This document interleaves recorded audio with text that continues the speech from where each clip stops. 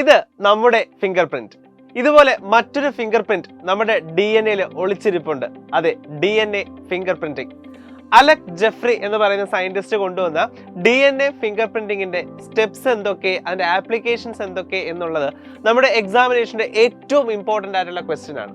Molecular ബേസിൽ നിന്നും ഈ ചോദ്യം വരാത്ത ഒരു ക്വസ്റ്റ്യൻ പേപ്പർ കാണാൻ കൂടി കിട്ടത്തില്ല. സോ നമുക്ക് നോക്കാം എങ്ങനെയാണ് DNA ഫിംഗർ പ്രിന്റ് നമ്മൾ എടുക്കുന്നത് എന്നുള്ളത്. സോ ഇതിനാദ്യമായിട്ട് നമ്മൾ ചെയ്യേണ്ടത് നമ്മുടെ ബോഡിക്കകത്ത് നിന്നും നമ്മുടെ DNA ആദ്യം പുറത്തെത്തിക്കുക എന്നുള്ളതാണ്. So that is called extraction of DNA അങ്ങനെ പുറത്തെത്തിച്ചു കഴിഞ്ഞാൽ അതിനെ കടകടകടാ നമ്മൾ എന്ത് ചെയ്യുക, ഡിവൈഡ് ചെയ്യുക. സോ അതിനെ കുഞ്ഞു കുഞ്ഞു കുഞ്ഞു പീസുകളായിട്ട് ഡിവൈഡ് ചെയ്യുക. അതിനുവേണ്ടി നമ്മുടെ കയ്യിൽ മോളിക്കുലാർ സിസേഴ്സ് കയ്യിലുണ്ട്. അതെ, റെസ്ട്രിക്ഷൻ എൻഡോന്യൂക്ലിയസ് എൻസൈംസ്. സോ ആ എൻസൈംസ് ഉപയോഗിച്ച് നമ്മൾ DNA കട്ട് ചെയ്യുക. ഇനി ഈ ഫ്രാഗ്മെന്റ്സ് എല്ലാം കൂടി ഇപ്പോൾ ഒരുമിച്ചായിരിക്കും കിടക്കുന്നത് അല്ലേ. സോ അതിനെ ഒന്ന് സെപ്പറേറ്റ് ചെയ്ത് ഓരോന്നിനെയും അതിൻ്റെതായിട്ടുള്ള രീതിക്ക് കാണാൻ പറ്റുന്ന പാകത്തിനാക്കുക എന്നുള്ളതാണ്. സോ അതിനുവേണ്ടി നമ്മൾ ചെയ്യുന്നത് നമ്മുടെ സ്വന്തം ജെൽ ഇലക്ട്രോഫോറസിസ് ആണ്. സോ ജെൽ ഇലക്ട്രോഫോറസിസിലെ വെല്ലിലേക്ക് നമ്മൾ ഇതിനെ ലോഡ് ചെയ്തതിന് ശേഷം നമ്മൾ ആനോഡും കാഥോഡും കണക്ട് ചെയ്യുന്ന സമയത്ത് നമ്മുടെ നെഗറ്റീവ് ചാർജുള്ള DNA ഏറ്റവും സൈസ് കുറഞ്ഞത് ആദ്യം ഓടി താഴേക്ക് പോകും, എന്നാൽ സൈസ് കൂടിയവർ മുകളിൽ നിൽക്കുകയും ചെയ്യും. അങ്ങനെ നമുക്ക് DNA ഫ്രാഗ്മെന്റ്സിനെ സെപ്പറേറ്റ് ചെയ്ത് കിട്ടും.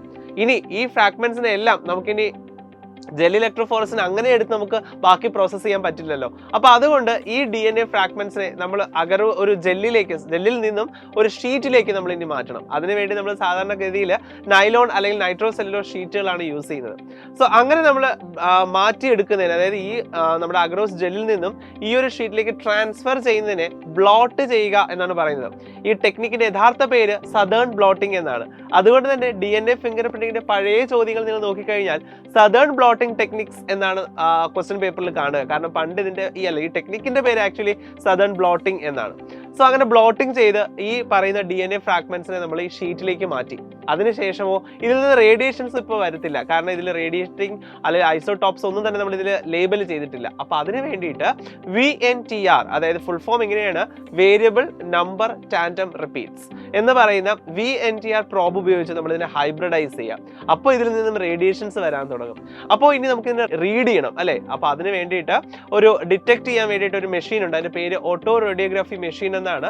ആ മെഷീനിലേക്ക് നമ്മൾ ഈ ഒരു DNA ഫ്രാഗ്മെന്റ്സിനെ വെച്ച് കൊടുക്കുക.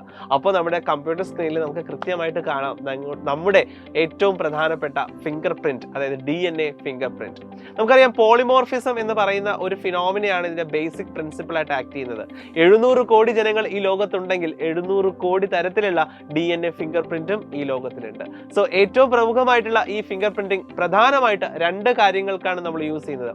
ഒന്ന്, നമ്മുടെ ക്രൈം ഇൻവെസ്റ്റിഗേറ്ററി ഏരിയകളിൽ, അതായത് നമ്മുടെ ഫോറൻസിക് ഇഷ്യൂസ് വരുമ്പോൾ ആരാണ് ക്രൈം ചെയ്തത് എന്ന് കണ്ടെത്താൻ വേണ്ടിയിട്ടാണ് ഒന്നാമത്തെ ഏറ്റവും ഇമ്പോർട്ടന്റ് യൂസ് എന്ന് പറയുന്നത്. എത്രയോ വിവാദപരമായിട്ടുള്ള നമ്മുടെ ഏറ്റവും പ്രമുഖമായിട്ടുള്ള കുറേ ക്രൈംസ് നമ്മൾ തെളിയിച്ചത് DNA ഫിംഗർ പ്രിന്റിംഗ് എന്ന് പറയുന്ന തെളിവ് ഉപയോഗിച്ചിട്ടാണ്.